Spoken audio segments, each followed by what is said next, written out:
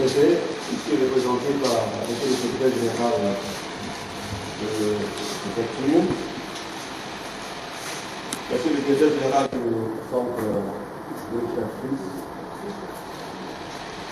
professeur Jacques-André, professeur et expert en aspect climatique des projets dans l'atelier de l'Union ce matin, et il est venu de Dakar, chez nous, ici on dit Dakar. Bonne arrivée, Dakar. Monsieur le représentant du DG de la CESA, monsieur le représentant du DG du CNRP, distingués chefs coutumiers, honorables invités, mesdames et messieurs, en beau rang, grade et qualité. Au nom du maire Assali Timoko, maire de la commune de Tiassane, nous vous souhaitons, j'allais dire, la traditionnelle Akwara, qui signifie soyez les bienvenus. Bonne arrivée chez nous à Tiassane. Nous sommes là, nous, le deuxième adjoint au maire, le troisième adjoint au maire également est là, pour vous dire que le maire Assali Timoko aurait bien voulu être là ce matin et en personne faire cette adresse. Mais c'était hier soir, pendant que nous-mêmes on descendait du bureau, et moi c'est ce matin même que j'ai appris. On savait que ce matin, aujourd'hui, vendredi, la commune de Tiassane allait être reçue à Abidjan pour un prix, le prix de la commune qui respecte l'ordre humanistique. Vous avez les salutations du maire Assali Timoko et ses encouragements. Nous voulions vous remercier pour le choix de la commune de Tiassane, pour le lancement, n'est-ce pas, de cet atelier.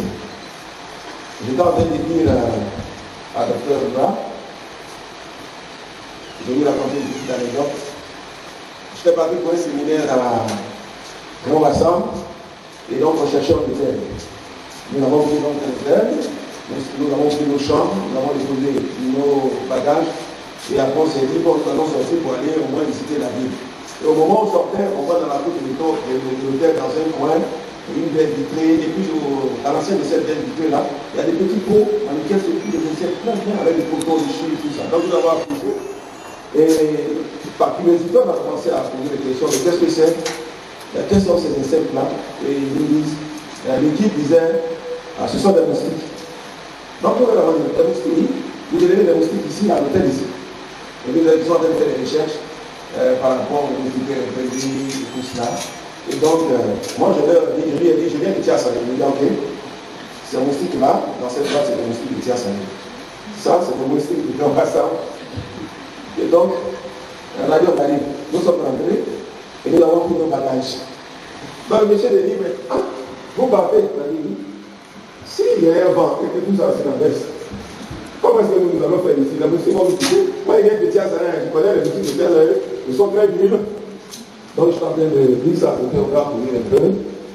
Nous voulons donc vous dire merci pour cette étude de recherche dans ce domaine-là. Parce que jusqu'au jour d'aujourd'hui, personnellement, je ne savais pas que les changements climatiques pouvaient même avoir des influences. Ce que je sais, et ce que nous savons, de combien de montées, c'est que les produits, les antipalmiers, on les prend. Et puis bon, on recommence, toujours c'est la même chose, tout cela. Donc on se dit tous qu'il y a un problème. Voilà. Et si ces études, ces recherches pouvaient, nous l'espérons, donner des résultats aux banques, ça allait donc donner encore un coup de pouce et ça allait aider la population. Merci donc de choisir Tiassane, n'est-ce pas, pour cette activité. Tiassane vous accueille, les bras de la commune nous sont ouverts. Nous avons les chefs de Tiassane, de Niamoué et tous les chefs de communauté qui sont là pour dire que nous sommes en phase avec vous. Nous vous souhaitons un bon mois à Tiassane, une bonne séance et que Dieu bénisse cette équipe et que Dieu vous bénisse et que Dieu bénisse la continent. Je vous remercie.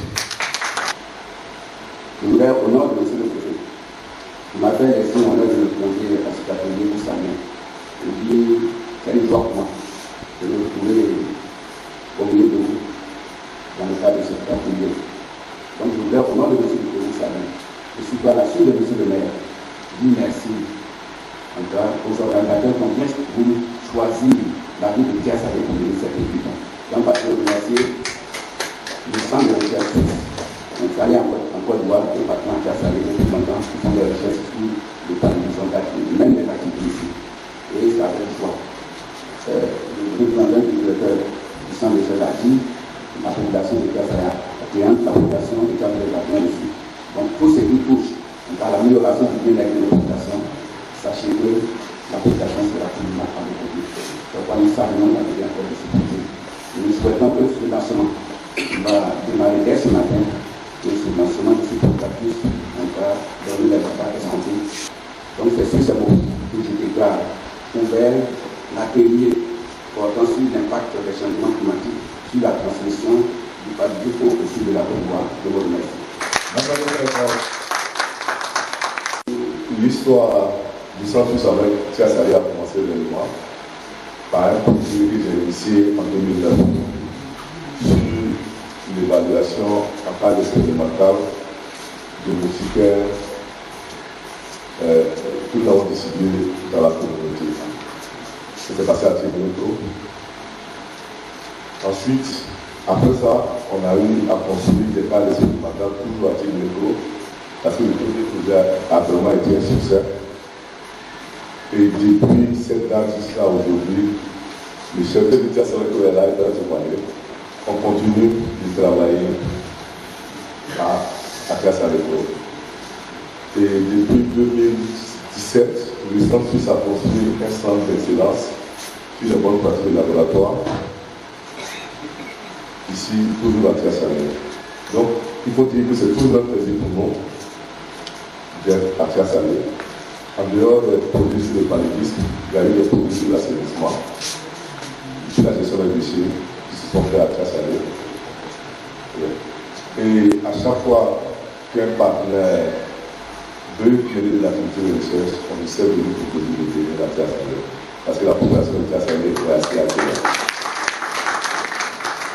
Donc nous sommes pratiquement comme chez nous.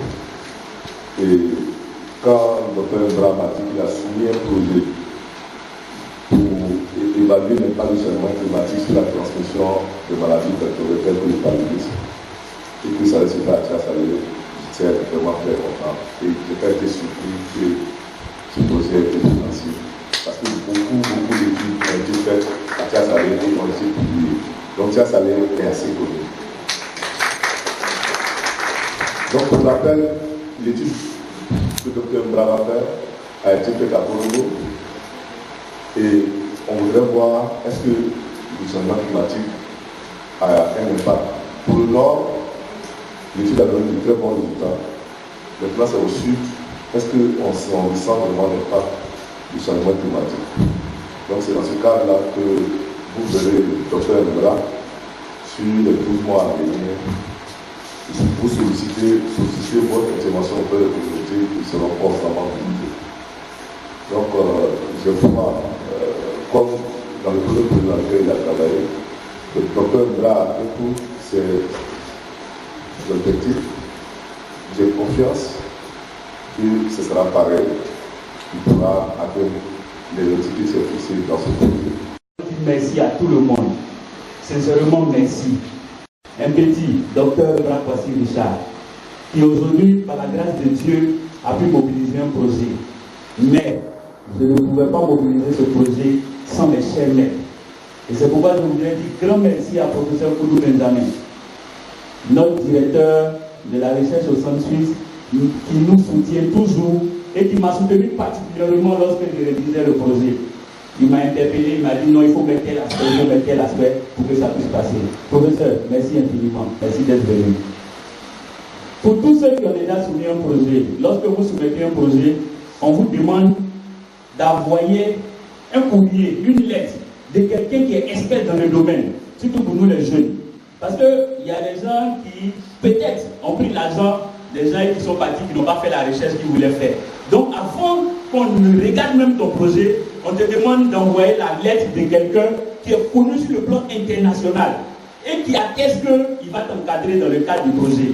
Pour que si tu prends l'argent là pour aller à Tiasalé, qui a été validé, c'est l'impact des changements climatiques sur la transmission du paludisme au sud de la Côte d'Ivoire. Donc, comme on l'a dit tout à l'heure, au sud de la Côte d'Ivoire, mais il fallait prendre donc un laboratoire dans le sud de la Côte d'Ivoire, et le laboratoire qu'on a pris, c'est le district sanitaire de Tiasalé. Donc, la présentation d'aujourd'hui, c'est dans le contexte, les objectifs de l'étude, l'approche méthodologique, les résultats attendus, les partenaires et le calendrier du projet. Voici ceux qui nous permettent d'être là aujourd'hui, qui ont financé le projet. Donc, CF4D, comme je l'ai dit tout à l'heure, les recherches en climat pour le développement, c'est le logo qui est là, le premier. Et CF4D, en fait, c'est eux qui ont l'argent. Mais pour pouvoir financer un projet et pour être sûr que le projet sera bien mené, ils ont demandé à une académie qui a l'habitude donc de gérer les projets, de faire l'appel à candidature et d'évaluer les projets de ceux qui vont soumettre et de retenir les bons. Donc c'est African Academy of Science, Académie africaine des sciences. Donc c'est avec eux qu'on a fait le boulot. C'est avec eux qu'on a soumis, c'est eux qui ont évalué et c'est eux qui ont retenu. Tout à l'heure, je vais revenir dessus. Mais le CF4D reçoit les fonds des deux autres institutions qui sont là. Surtout la Commission économique des États des Nations Unies pour l'Afrique. Donc c'est tous ceux-là qui ont mis leur argent ensemble et qui nous ont permis d'être là aujourd'hui, de mener ce projet. Comment ça s'est passé? En février 2019, donc l'Académie africaine des sciences a lancé donc l'appel à projet. Et on s'est battu tous les nouveaux post-docs parce qu'il y avait aussi des conditions. Il faut que tu sois fraîchement sorti de la thèse parce que c'est un projet pour nous tester. Ils veulent nous préparer à devenir leader, donc ils nous donnent des fonds pour nous essayer. Et comme je disais à Mme Touré la dernière fois, je me dis là, les gens là sont compliqués, donc aide-moi à organiser l'atelier, mais tout ce qu'on fait par exemple doit être accompagné de reçus. Un exemple par exemple, parce que les gens ils sont très méticuleux. Donc en février 2019, on a soumis et il y avait 150 candidatures. C'était les soumissions en ligne. Tu t'assois, tu vas sur leur site et tu soumets le projet. Donc ils ont reçu 150 candidatures. En avril 2019, ils ont retenu 30 candidats. Premier tour. Ils ont retenu 30 candidats. Donc vous voyez, si 150, ils ont retenu 30. Et les 30 qui ont été retenus, c'est-à-dire que tu es assis à la maison, un jour tu reçois un email, on dit, Monsieur Mbra, votre projet a été présélectionné. Donc, on vous invite à Nairobi, au Kenya, pour vous entendre. Ça, c'est le direct maintenant. Comme on le dit face to face. C'est que tu as mis en ligne là, on a lu, hein, tu as dit, il y a Paludisme, tu as salé, tu veux sauver, tout ça, c'est bien. Mais toi-même, il faut venir. Et puis, tu vas nous dire ça de vive voix. Donc, on a été 30 sélectionnés, on est allé à Nairobi. Et puis, on a fini l'entretien, chacun a pris son avion pour rentrer dans son pays et tu attends. Si tu reçois un message qui dit que tu as été retenu, tu manges un poulet. Si tu reçois un message qui dit que tu n'as pas été retenu, tu t'en vas pleurer avec ton chef, il va te consoler pour dire que la prochaine fois sera la bonne. C'est comme ça que les chefs nous consolent toujours pour ne pas qu'on se décourage. Donc, on était là, on attendait. Et puis en juin 2019, on ne nous dit pas à Addis Abeba, non, à Nairobi, ça c'était la réunion de juin 2019, ils ont appelé tout le monde. Les candidats étaient là, les bailleurs de fonds étaient là, tout, et on s'est parlé. Et après, maintenant, on s'est retrouvés entre nous, les porteurs de projets. Donc, c'est tous ceux qui ont eu les projets qui sont là. Il y a Kenyans dedans, il y a Zimbabwéens dedans, il y a Sud-Africains dedans, il y a Béninois dedans, c'est un peu ça, toute l'Afrique. Donc, chacun maintenant doit faire son projet pour que ça réussisse. Sinon, parce qu'ils vont nous rappeler encore pour venir présenter les résultats. Si tu arrives là-bas et que tu n'as rien fait, la honte de ça, là, tu as été lavé 10 fois, ça ne va pas finir. Donc c'est pourquoi je suis venu chercher votre bénédiction, je suis venu chercher votre appui pour que vous m'accompagniez, pour que quand on va se retrouver là-bas, il ne faut pas y avoir honte.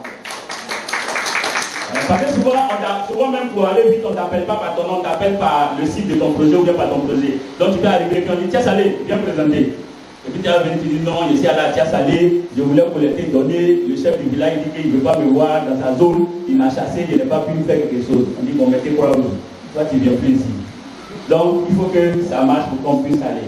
Donc qu'est-ce que je leur ai dit en fait? Je vais aller très rapidement. Je leur ai dit que je leur ai présenté la carte. Donc ça c'est la carte des populations à risque du paludisme. Et vous voyez que ici en noir là, c'est les zones où vraiment le paludisme fait rage, comme on peut le dire. Là-bas, dans cette partie-là, c'est vrai que vous ne voyez pas bien, mais entre 80 à 100% des populations sont à risque du paludisme. Et dans cette zone-là, vous voyez bien, il y a la Côte d'Ivoire. Donc du coup, mon pays est un pays où 80 à 100% des populations sont à risque du paludisme. Et j'ai vu un chiffre, on dit que l'incidence estimée du paludisme en Côte d'Ivoire pour 2015 était de 330 cas pour 1000 habitants. Donc vous voyez comment l'affaire est sérieuse. Donc en tout cas, quand les gens disent ça, ils ont dit, ouais, ça vraiment, il y a le paludisme chez toi, il faut qu'on essaie de te soutenir. Et je leur ai dit aussi qu'il y a eu beaucoup d'études qui ont été faites sur la transmission du paludisme et les changements climatiques. Donc j'ai présenté, vous voyez ça, c'est des études qui ont été faites surtout en Afrique de l'Est. L'impact des changements climatiques sur la distribution du paludisme et les différents modèles que les gens ont fait, mais c'était beaucoup en Afrique de l'Est. En Afrique de l'Ouest, les modèles changement climatique paludisme n'ont pas encore vraiment été effectués.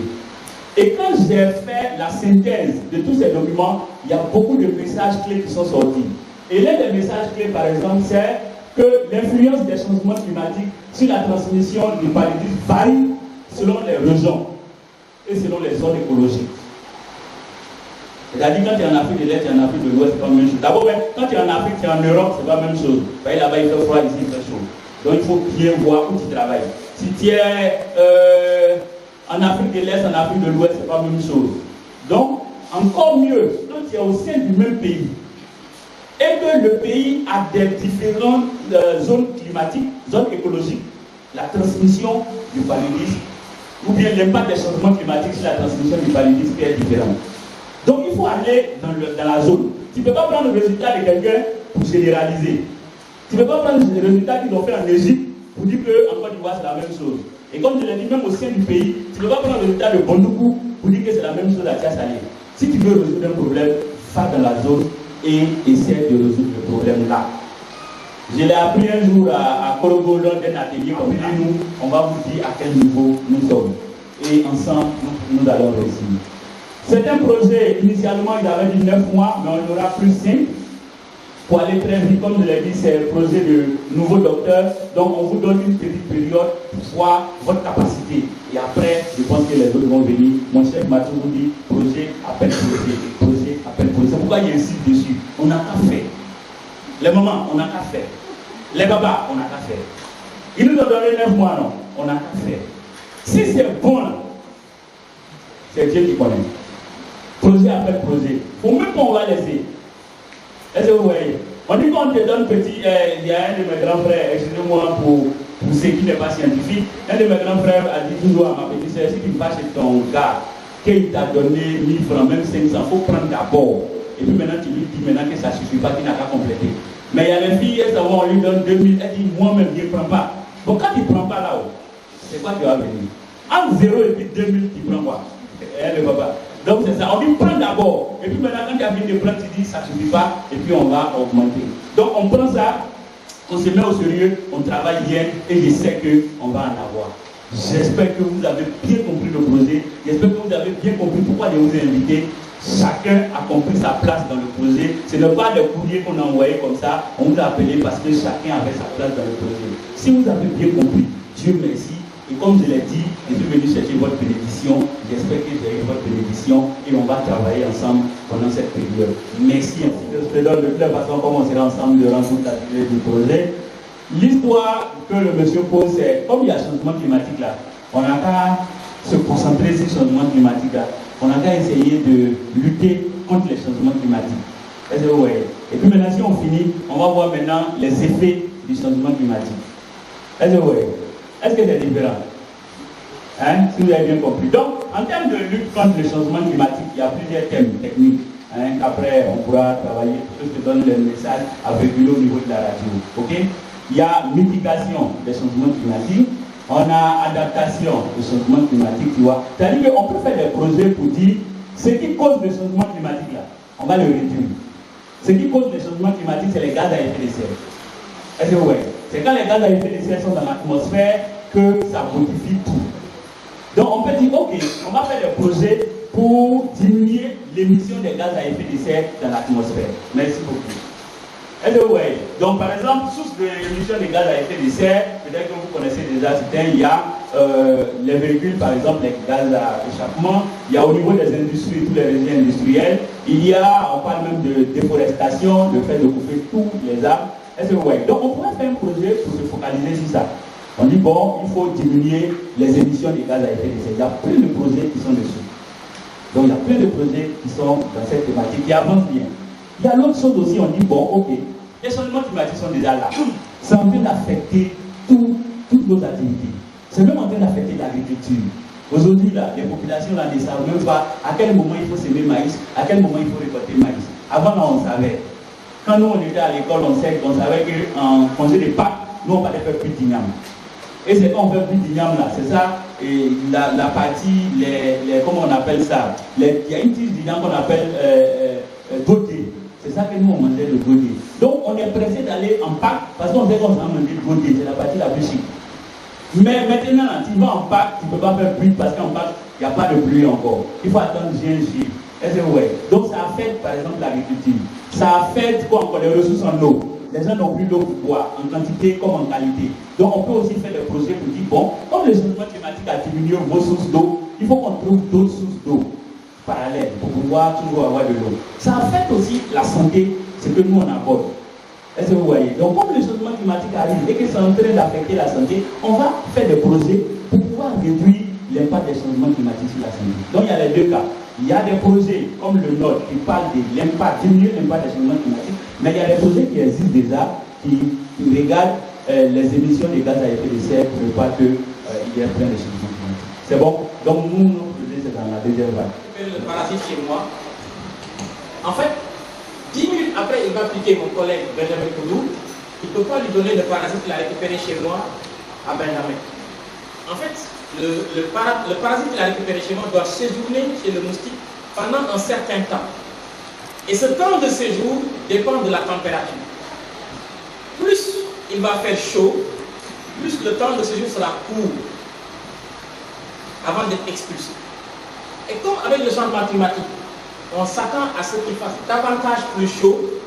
Donc théoriquement, s'il fait plus chaud, le temps de séjour du moustique, qu'on appelle dans le langage scientifique le cycle sporogonique, ce cycle va se raccourcir et le moustique va piquer plus souvent et transmettre la maladie plus souvent. Donc la chaleur là ne nous arrange pas. Autre exemple, c'est quand mon collègue du PNLP distribue les moustiquaires imprégnés. On dit qu'il faut dormir sous moustiquaire. Parce que si on dort sous moustiquaire, on interdit aux moustiques d'entrer en contact avec l'homme. Donc c'est une barrière. Cette barrière va protéger l'homme, mais va tuer le moustique quelque part. Donc tout ça, la moustiquaire imprégnée, c'est une stratégie d'adaptation. On réduit la population de moustiques et on empêche qu'il y ait ce contact pour qu'il y ait plus pur. Parce que le moustique qui va vous piquer, il ne vous pique pas par méchanceté. Il vous pique parce qu'il a besoin de votre sang pour la maturité de ses œufs. C'est Dieu qui distribue les choses. Hein. Il a fait un petit être là compliqué qui a besoin de notre sang pour la maturité de ses œufs pour pouvoir aussi se multiplier. C'est ça le complexe. Hein. Je voulais juste illustrer un peu cette relation climat-santé à partir de la température. Donc aujourd'hui on est là, on va tous lutter contre le paludisme, mais on va lutter comment? Quel est l'intérêt pour vous par rapport à ce monde? Parce qu'on touche plus de monde. Le collègue de la radio locale, donc vous regardez aussi les messages. Donc comment faire des messages clés pour arriver au changement de comportement? Voilà. Au changement de comportement.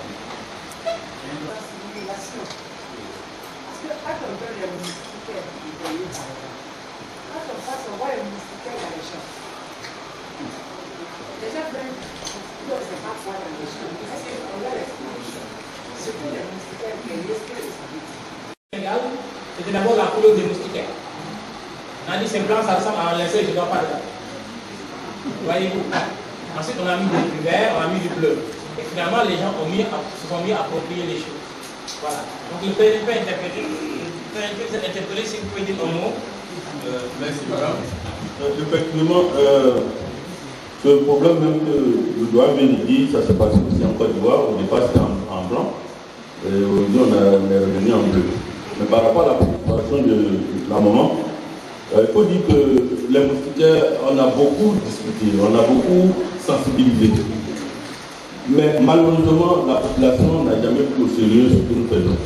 Je vous donne un exemple. Quand on dit aux parents, venez prendre vos moustiquaires, d'abord même pendant la distribution, même, pendant le recensement, ils sont là, ils ne vont pas prendre l'information, ils ne vont pas se faire recenser. Et le jour où j'ai la distribution, d'autres viennent, je n'ai pas de ticket pour prendre. Ça, c'est le premier problème. Mais le dernier problème que maman parle, quand on demande aux parents de venir pour les moustiquaires, c'était de leur expliquer comment il faut l'utiliser. Malheureusement, c'est les enfants du primaire que les parents demandent d'aller prendre les moustiquaires. On a vu beaucoup d'enfants de CM2, 6e, qui viennent prendre les moustiquaires. Donc tout ce qu'on dit avant de remettre les moustiquaires, l'enfant ne peut pas transmettre. On a dit que quand tu prends les moustiquaires, tu arrives à la maison. D'abord, on ne veut plus donner les moustiquaires sans déchirer le coffret. Parce que quand on ne déchire pas, d'autres prennent pour aller vendre. Donc on est obligé de déchirer, sortir même. Et puis, en ce moment-là, comme c'est déjà déchiré, on ne peut plus vendre. Mais arrivé à la maison, on dit d'étendre ça à l'ombre, dans un espace où il n'y a pas de soleil. Vous tendez ça à l'ombre, vous l'avez mis le soir à 16h, c'est demain à 16h qu'il faut enlever pour aller dans la chambre. Donc toutes ces informations-là, quand c'est l'enfant que vous avez envoyé, l'enfant ne peut pas vous dire. D'autres même vous prennent, directement ils mettent sur le lit. Et le lendemain, ils ont leur corps, ils les grattent, et à partir de cet instant-là, la même femme là-bas dit à sa voisine, ça là, ça donne maladie. Ça fait ceci. Donc le problème, c'est ce que vous avez dit, c'est la sensibilisation. On a mis aussi le paquet de sensibilisation. Sinon, la moustiquaire vraiment traite beaucoup de problèmes.